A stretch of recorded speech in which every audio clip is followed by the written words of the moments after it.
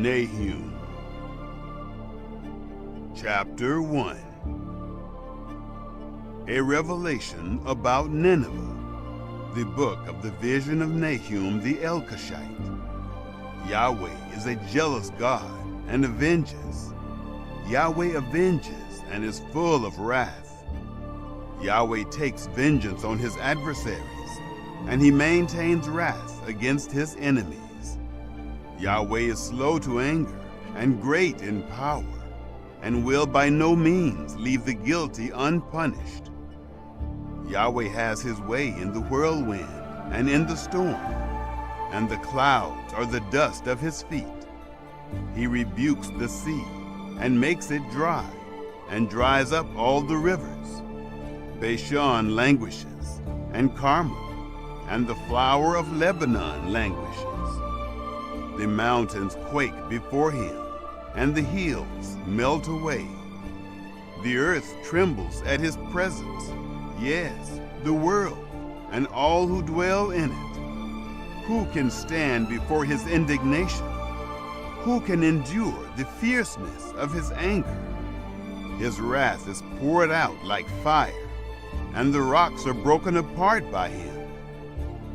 Yahweh is good, a stronghold in the day of trouble, and he knows those who take refuge in him. But with an overflowing flood, he will make a full end of her place, and will pursue his enemies into darkness. What do you plot against Yahweh? He will make a full end. Affliction won't rise up the second time. For entangled like thorns, and drunken as with their drink, they are consumed utterly like dry stubble. There is one gone out of you, who devises evil against Yahweh, who counsels wickedness. Yahweh says, though they be in full strength, and likewise many, even so they will be cut down, and he shall pass away. Though I have afflicted you, I will afflict you no more. Now I will break his yoke from off you, and will burst your bonds apart. Yahweh has commanded concerning you. No more descendants will bear your name. Out of the house of your gods I will cut off the engraved image and the molten image. I will make your grave, for you are vile. Behold, on the mountains the feet of him who brings good news, who publishes peace. Keep your feasts, Judah. Perform your vows, for the wicked one will no more pass through you. He is utterly cut off. Chapter 2. He who dashes in pieces has come up against you. Keep the fortress. Watch the way. Strengthen your waist. Fortify your power mightily. For Yahweh restores the excellency of Jacob as the excellency of Israel. For the destroyers have destroyed them and ruined their vine branches. The shield of his mighty men is made red. The valiant men are in scarlet. The chariots flash with steel in the day of his preparation, and the pine spears are brandished. The chariots rage in the streets. They rush back and forth in the wide ways. Their appearance is like torches. They run like the lightnings. He summons his picked troops. They stumble on their way. They dash to its wall, and the protective shield is put in place.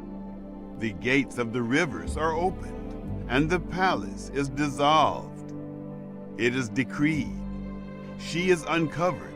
She is carried away, and her servants moan as with the voice of doves, beating on their breasts. But Nineveh has been from of old, like a pool of water, yet they flee away. Stop, stop, they cry, but no one looks back. Take the plunder of silver. Take the plunder of gold, for there is no end of the store, the glory of all goodly furniture. She is empty, void, and waste. The heart melts, the knees knock together. Their bodies and faces have grown pale.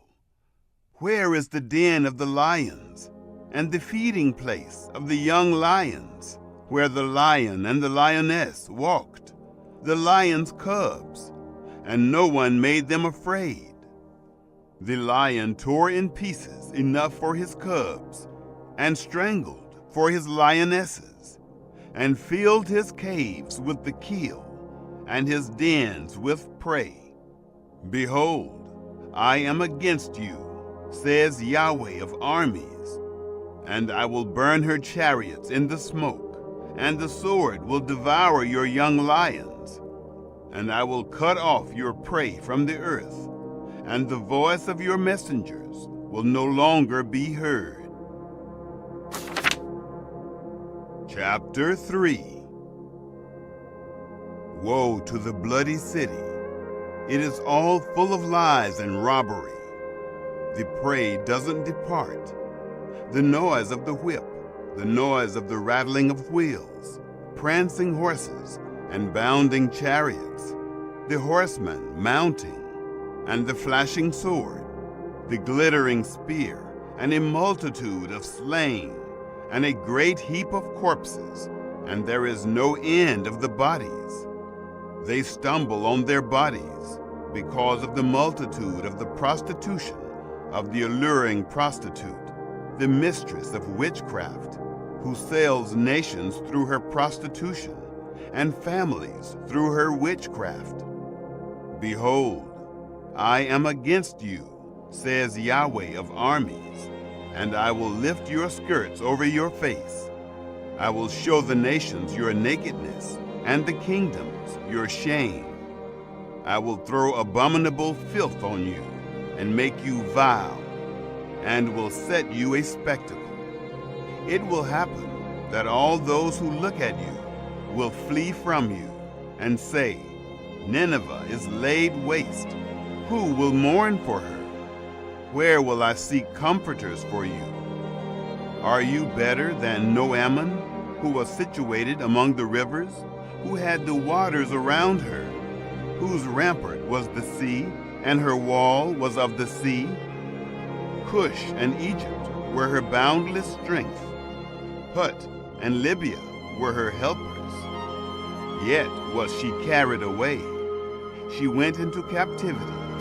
Her young children also were dashed in pieces at the head of all the streets, and they cast lots for her honorable men, and all her great men were bound in chains.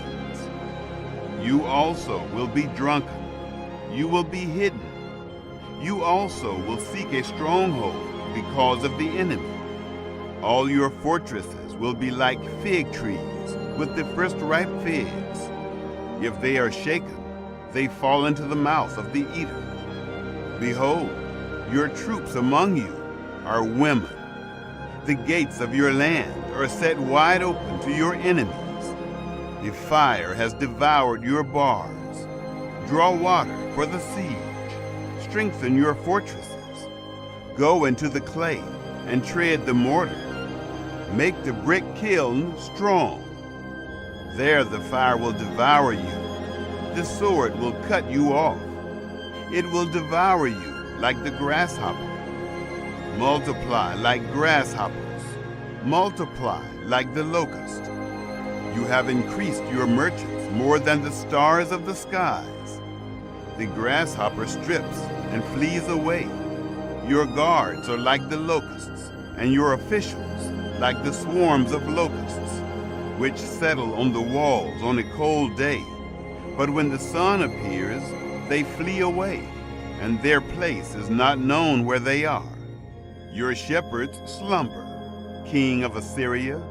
Your nobles lie down. Your people are scattered on the mountains, and there is no one to gather them. There is no healing your wound, for your injury is fatal. All who hear the report of you clap their hands over you. For who hasn't felt your endless cruelty?